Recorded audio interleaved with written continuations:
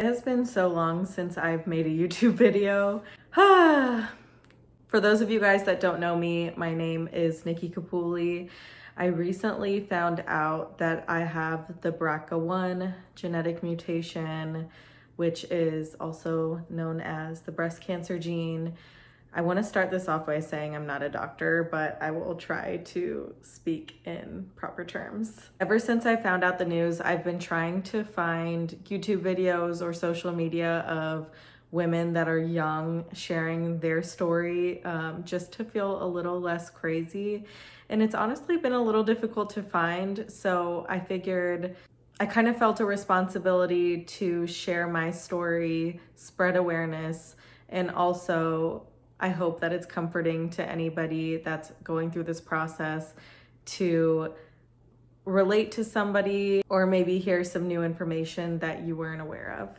So let's start out. How did I get here? My mom got breast cancer really young. She was 35 when she was diagnosed with breast cancer. She was able to beat it, and then it ended up coming back and she passed away at 38, so super young.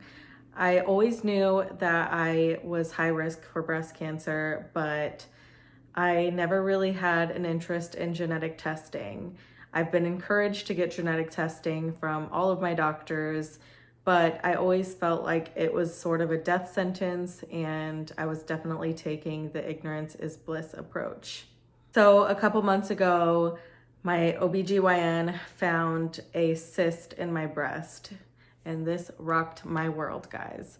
I was like, okay, I have cancer. I just know it. I've always had this fear that I was going to get breast cancer, and it's happening. I had to wait a month to get my breast ultrasound, which is so annoying. It was torture.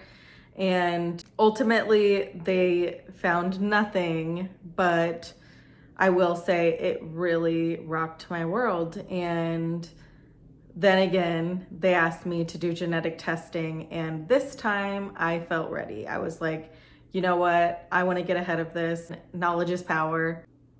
I took the genetic testing. I met with a genetic counselor, which was super helpful.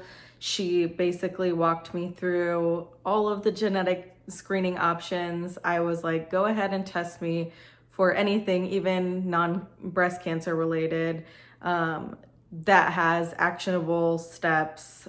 So I waited about 2.5 weeks and got the results that I was positive for BRCA1. I was at work when I saw this, which is very dumb. I should not have opened it. I really just felt like I don't have the gene. I read it, and again, I got that dark feeling of I'm dying. I'm going to get cancer any day now, any second. Do I have it now? It just, again, rocked my world. I began running down all the people in my family that I had to share the news with. I thought of my mom and how hard that must have been, and felt like thankful that I have this knowledge, but sad that she didn't. The genetic results determined that I have a 70 to 80% likelihood of developing breast cancer in my lifetime, compared to the average female risk of 12.5%. I also have a 44% lifetime risk of ovarian cancer, compared to the average female risk of 1.5%.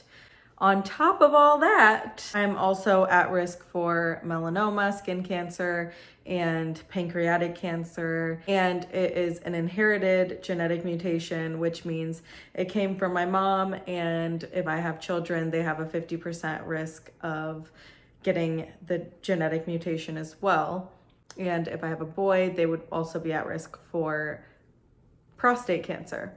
Freaking crazy. Oh, I asked her, okay, with this information, what do I do? She said, let's go one by one. Breast cancer, you should get MRIs and mammograms every 6 months until you are ready to get a preventative double mastectomy, which I would highly encourage. I hear that and I'm like, what it just feels so dramatic. It is dramatic. This is my new reality. So moving forward regarding the ovarian cancer risk, ovarian cancer has a high mortality rate, so she encouraged me to simply get out my fallopian tubes and ovaries by the age of 40. Between the ages of 35 and 40, after I'm done having kids.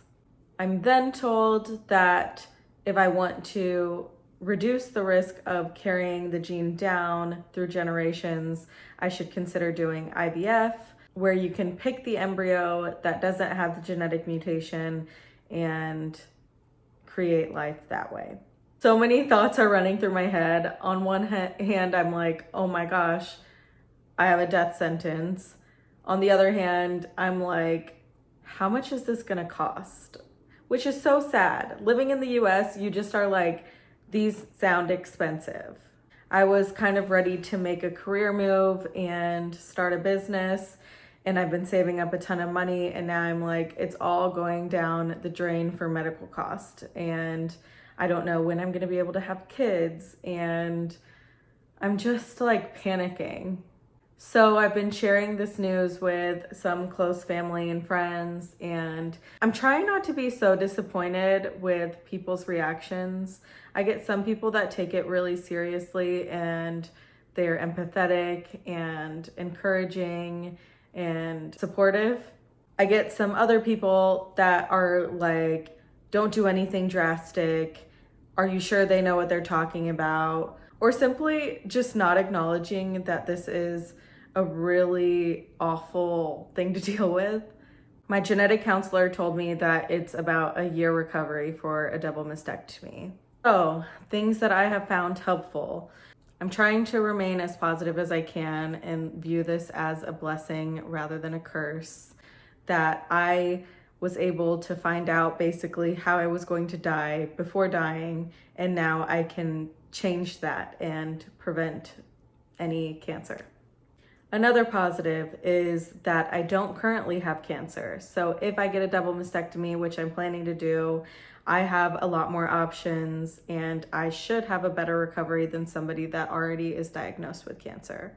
I joined some Facebook support groups for BRCA, and that has been amazing. I mean, it's just a ton of information, a ton of women that are going through the same thing that you are, and it is so encouraging and insightful, and I highly recommend it if you are dealing with BRCA and want more information. So I'm planning on getting a double mastectomy with immediate reconstruction. Let's hope that I can do that so that it's all in one surgery.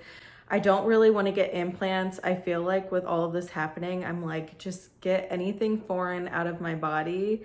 I want to hopefully do a fat transfer from somewhere else on my body onto my breasts. I just want to be as natural as possible, so I'm trying to eat healthier.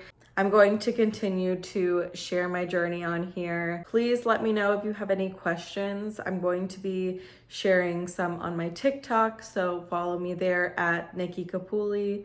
And I'm also going to be sharing some cooking content where I'm trying to eat more holistic, natural foods that may help prevent the other cancers as well. If you've made it this far, thank you for listening to my story that is just now beginning. And I hope that if you're going through this, you feel less alone. I'll be praying for you.